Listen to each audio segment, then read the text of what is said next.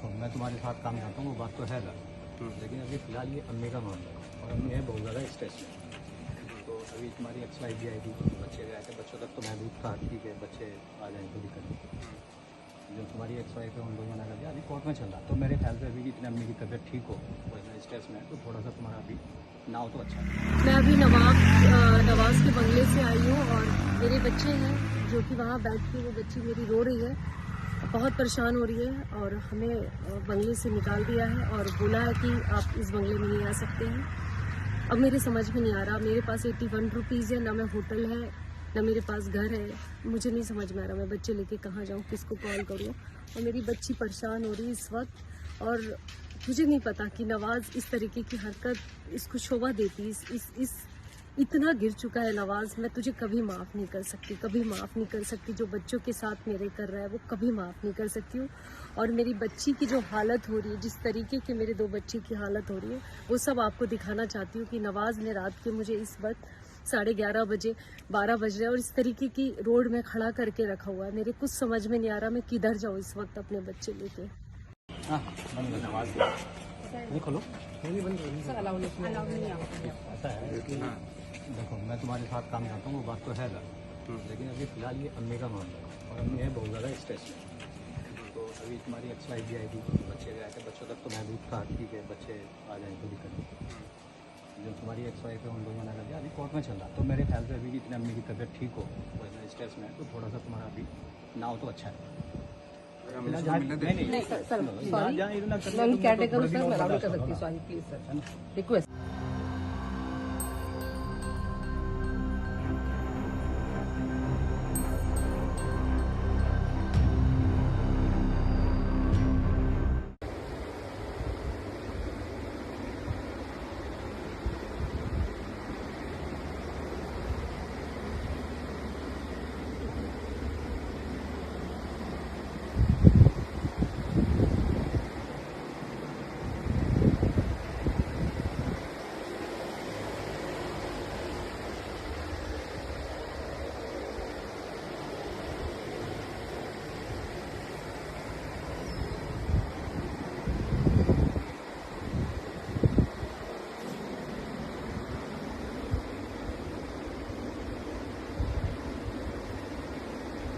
आप सब लोग सोचते होंगे कि मैं बार बार आप लोग के सामने आके गालियाँ खाती हूँ। कुछ लोग तारीफ़ करते हैं, कुछ लोग गालियाँ देते हैं, पर जो गालियाँ देते हैं उनको इस चीज़ का एहसास नहीं है कि कितने साल की एक जर्नी है इस औरत की, जिसने अपना वक्त, अपना टाइम सब कुछ दिया है। और वो स्पेशली मैं अपने बच्चों की बात कर रही हूँ।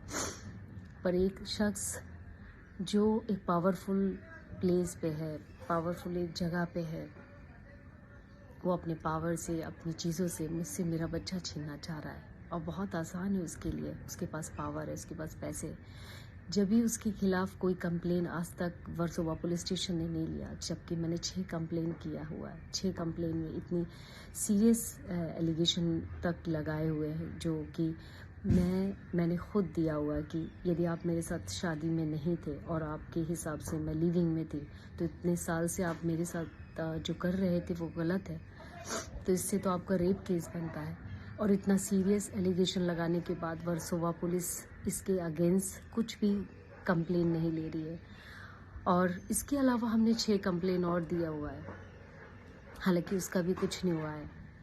मेरे वकील जब उनसे साइन लेने आते हैं तो उनको अंदर आने नहीं दिया जाता है। अंदर तो छोड़िए, बंगले के दूर दूर तक जो 8 से 10 गार्ड बैठा के रखे हुए हैं मेरी चीज़ों को नज़र रखने के लिए, चारों तरफ कैमरे लगा के रखे हैं कि मुझसे कोई मिलने ना आए, मेरा कोई खाना ना देने आए, मेरी कोई चीज़ें ना आए अंदर। हाँ, हालांकि बच्चों की आ जाती है, बच्चों के साथ चूँकि उनके होने से मेरी चीज़ें आ जाती है, बहुत सारी चीज़ें। एक आदमी इतना पावरफुल है कि एक औरत को अपने ही घर पे, चूँकि उससे वो बात करने आई है और अपनी एक हक की बात करने आई कि भाई मुझे बताओ आप, मैं जिस तकलीफ़ में मैं गुज़र रही हूँ उससे मैं बात करने आई हूँ। और उसके ना होने पे मेरी मदर इन लॉ ने मेरे खिलाफ एक FIR कर दिया रात के टाइम पे। अचानक पुलिस आ गई 12 बजे रात को और रात के 3:30 बजे तक FIR लिखी जाती है मेरे लिए। और सबका रिकॉर्ड है, मैंने सब रिकॉर्डिंग की है, किस वक्त पुलिस गई है, किस वक्त रात को आई है। और अचानक फिर मुझे टॉर्चर किया जाता है कि आप गलत काम कर रहे हो। मैं घर पे अपने पति के घर आ रही हूँ और कोई गलत काम करूँगी? मैं किसका क्या बुरा करने आई? सब कुछ है मेरे पास में प्रूफ कि मैं यहाँ पर क्या करने आई थी। हालांकि इन्होंने जिस तरीके से मेरी हालात और जिस तरीके से चीज़ें बनाई है वो आप लोग को अंदाज़ा नहीं होगा। आप लोग कुछ कमेंट्स मुझे आते हैं, जिस तरीके से मुझे गालियाँ आती हैं, मुझे कोई इस चीज़ से ज़्यादा फ़र्क नहीं पड़ता, पर फ़र्क पड़ता है इस चीज़ से कि एक बच्चे की माँ हूँ मैं, जो अपने बच्चों को पाल रही हूँ, बहुत अच्छी तरीके से उनकी परवरिश करने की कोशिश कर रही हूँ। फ़र्क पड़ता है, फ़र्क इस चीज़ का पड़ता है कि जब उसको गाली दी जाती है, उसके कैरेक्टर पे उसको गंदी गंदी गालियाँ दी जाती है। आप लोग का कहना है, बहुत सारे लोग का कहना होता है कि मैं नवाज़ के पैसे के लिए आई हूँ, नवाज़ की प्रॉपर्टी के लिए आई हूँ। ये आपको तो पता ही नहीं यार, मेरे अकाउंट में आज भी ज़ीरो बैलेंस है। ज़ीरो बैलेंस आप जानते हैं, यदि एक आदमी 8 से 10 करोड़ रुपए अपने चार्ज करता है, एक फ़िल्म का लेता है और उन साल में 2 से 3 फिल्में करता है, उसकी पत्नी के अकाउंट में ज़ीरो बैलेंस है। मैंने कभी कंप्लेन नहीं की इससे। मेरी शिकायत इतनी रही है कि जितनी ज़रूरत है उतनी भी आप पूरी नहीं कर पा रहे हो, तो आपका होना किसी लायक मेरे जीवन में नहीं है। मेरे बच्चों की ज़रूरतें, मेरी खुद की ज़रूरतें कभी पूरी नहीं किया।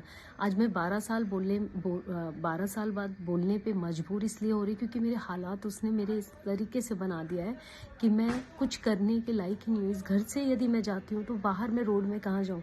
जहाँ मैं होटल में अपना अफोर्ड नहीं कर सकती, मैं होटल में किराया नहीं दे सकती हूँ, जहाँ खुद मेरी और हस्बैंड की जो प्रॉपर्टी है, जो हम दोनों ने जॉइंट पे उसने लेके दिया था, उस पे किराए वाले लोग रहते हैं।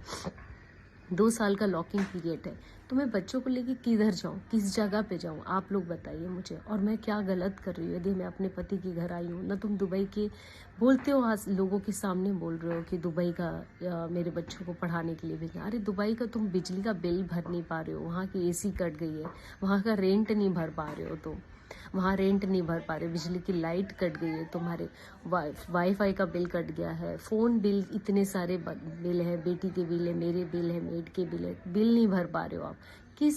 क्या सोच के दुबई भेज रहे हो आप? पहले आपके पास वो चीज़ तो होनी चाहिए ना, गुंजाइश तो होनी चाहिए कि आप उस चीज़ को अफोर्ड कर सकते हो कि नहीं।